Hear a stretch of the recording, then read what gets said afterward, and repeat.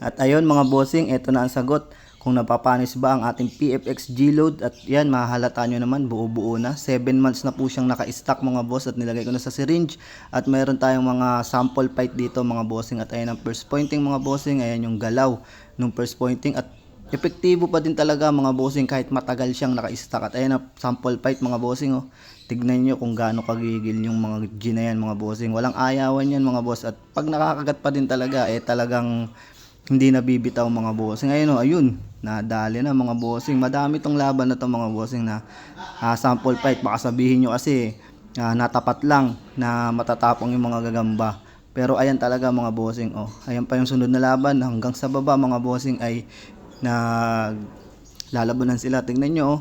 Grabe, kagat-kagat agad sa paa. Solid mga bossing. Bilot na naman ata to mga boss.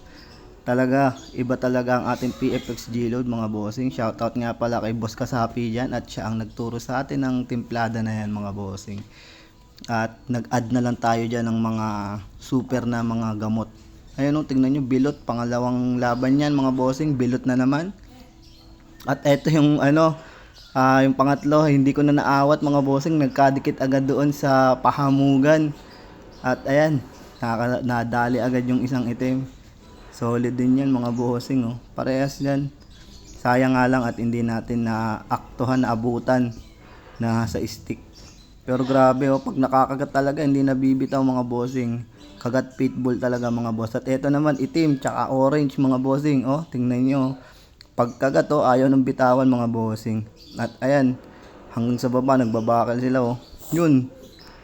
Pero itim pa din yung panalo dyan mga bossing. Nakagat na sa puwitan. At ito pa oh, tingnan nyo kung gaano katapang tong na to, parang lumot na gagamba na to. Tigring lumot mga bossing, napakatapang. Oh, gigil na gigil mga boss. Sapot na naman mga bossing. Grabe. Napakatindi din talaga ng mga gamot na inilagay natin dito. At syempre sa season meron pa din tayong in-upgrade dyan ng mga gamot. At syempre pwede kayong umorder sa atin yan. Pwede kayong PM lang kayo sa ating page, FB page mga bossing.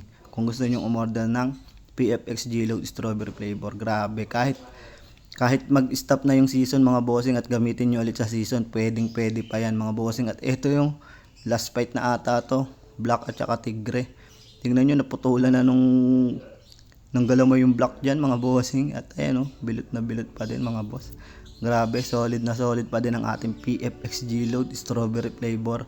At sa katagalan talaga naiiba yung kulay niya.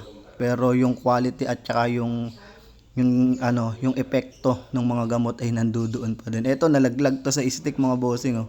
Muntik nang magkatabi doon sa merong laman mga bossing. Buti hindi doon